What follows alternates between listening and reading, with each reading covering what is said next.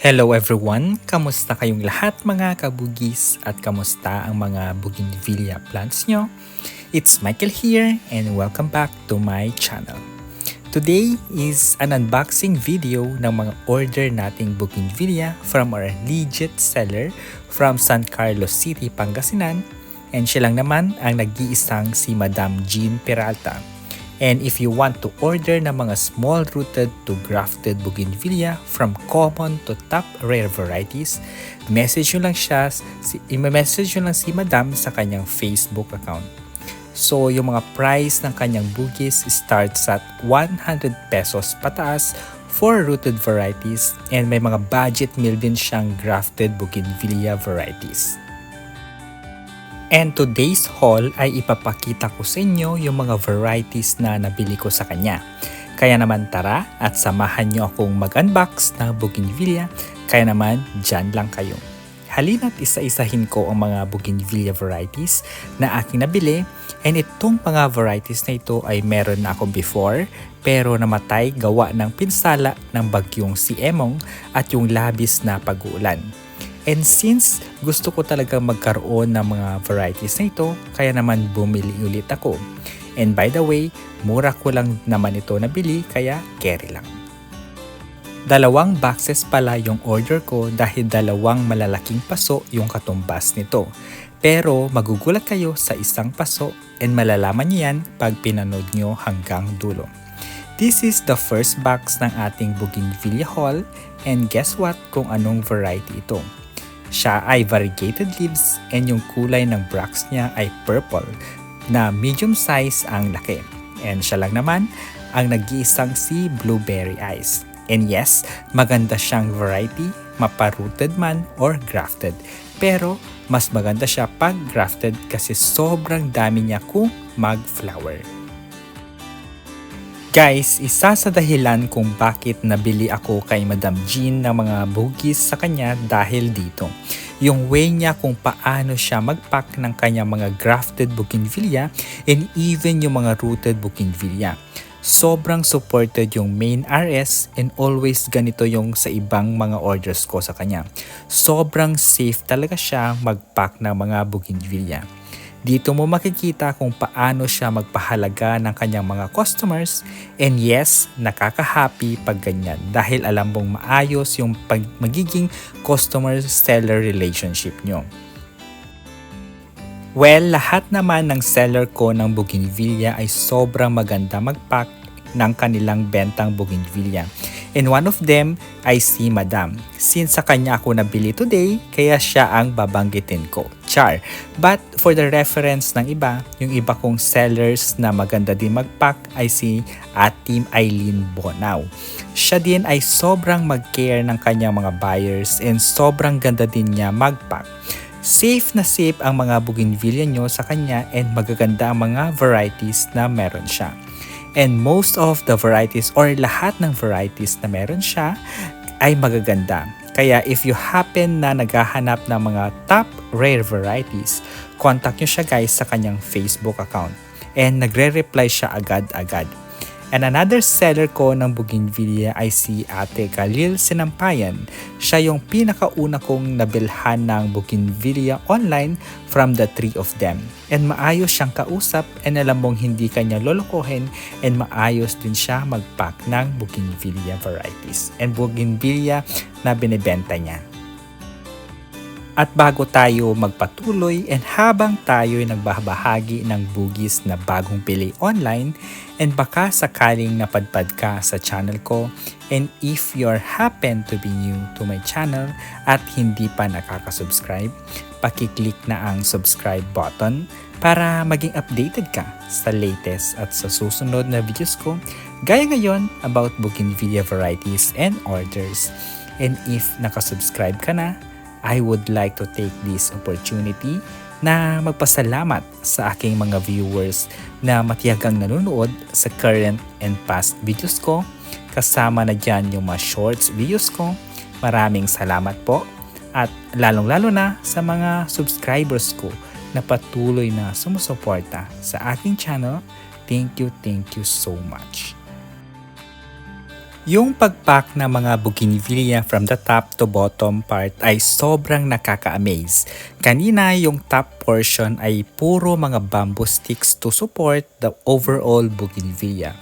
And now naman sa pinakababa ay yung mga karton na maliliit para naman to protect yung lupa or yung soil ng bougainvillea.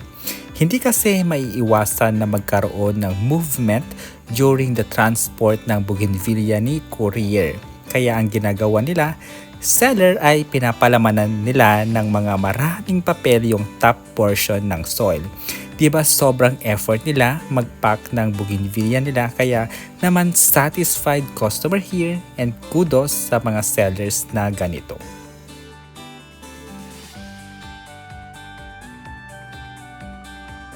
And there, tapos na ang isang box ng bougainvillea haul natin. And by the way, gusto ko lang i-share sa inyo na isa din sa maganda sa nabili kong blueberry ice ay una, 3 scions ito, and pangalawa, Dax yung kanyang RS. Maganda yung RS niya guys, and mukhang matibay ito kaya nagustuhan ko.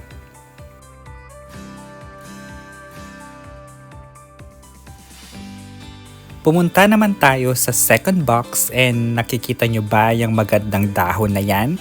And mahuhulaan nyo ba kung anong variety yan? Ang ganda niya, di ba? Aliw na aliw talaga ako sa mga dahon ng bougainvillea na ganyan kaganda yung variegation niya. And yung ganyang variegation ay nakikita ko kay variegated duckfeet. Pero hindi siya si variegated duckfeet.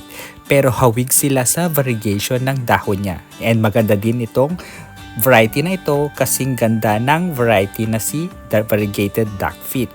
And siya lang naman ay si variegated golden row.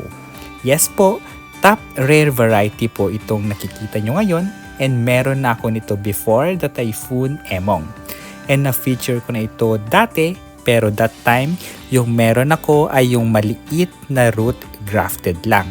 And medyo pricey pa nung time na yon nung nabili ko. Pero ngayon, sobrang mura na siya. And affordable na siya guys. Knowing na ganito na siya kaganda and ganito na siya kalaki. And since gusto ko talaga magkaroon nito, ay talaga namang napabili na lang ulit ako kay Madam. And nakita nyo ba yung sumisilip na kulay pink dyan? Diba, hindi mo aakalain na may bougainvillea pa sa loob ng box at talagang nagkasya sila. Sila dahil hindi lang isa kundi dalawa sila. And yung varieties na naisingit dyan ay si Ramona Star. And guys, meron na akong Ramona Star ngayon pero gusto ko lang ulit magkaroon pa. Dahil sobrang ganda nito kahit na off-season ay blooming siya. And we'll take more about Ramona Star later on. And yung isa pang variety na nakasingit dyan ay si Hawaii Purple naman, which is another variety na maganda and masipag mag-flower.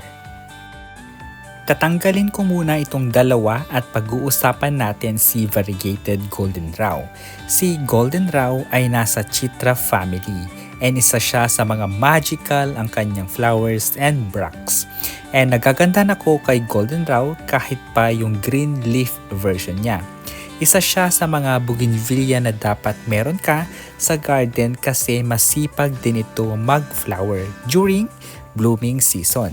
Nung unang labas ni golden row ay sobrang mahal nito and isa na ako doon sa mga bumili kahit pa mahal ito pero sulit naman kasi maganda siya. Tapos nung nagkaroon na ng madaming stocks ng mga rooted nito ay mahal pa rin siya dahil nasa 500 din ang presyohan ng isa. And now, mabibili mo na lang ng 200 isa I think. Pero itong si variegated golden row ko ay nabili ko lang ng 800 pesos which I think okay na kasi bagong-bago lang ito at nasa hilera pa ng mga top rare varieties. And nung nabili ko yung small root grafted na variegated golden row ay sobrang liit niya and nasa 1K yun, di ba? Ang mahal tapos mamamatay lang dahil sa bagyo. Kaya naman itong mga nabili ko ay magpaparami talaga ako ng bonggang-bongga nito para may mga reserba ako in case na magkaroon ng di inaasahan na pangyayari.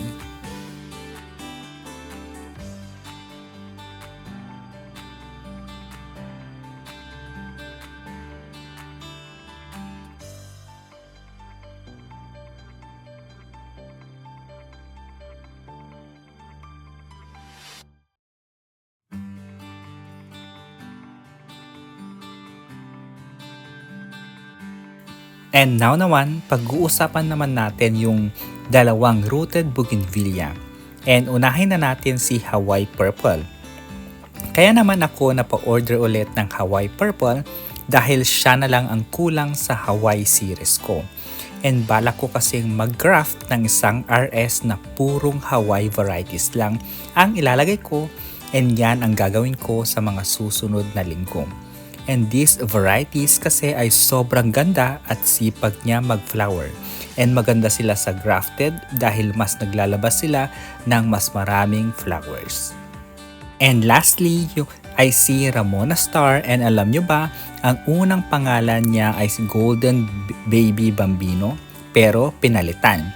And si Ramona Star naman ay isa sa mga paborito ko ngayon dahil kahit na off-season ay flowering pa rin.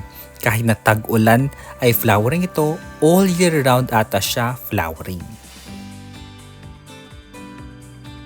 So, ayun lang guys for today's video. Thank you so much for watching at makakaasa kayo na pagbubutihan ko pang gumawa ng mga relevant videos for bougainvillea. Kaya naman don't forget to subscribe, stay safe and healthy, and we'll see you in my next videos. Bye-bye!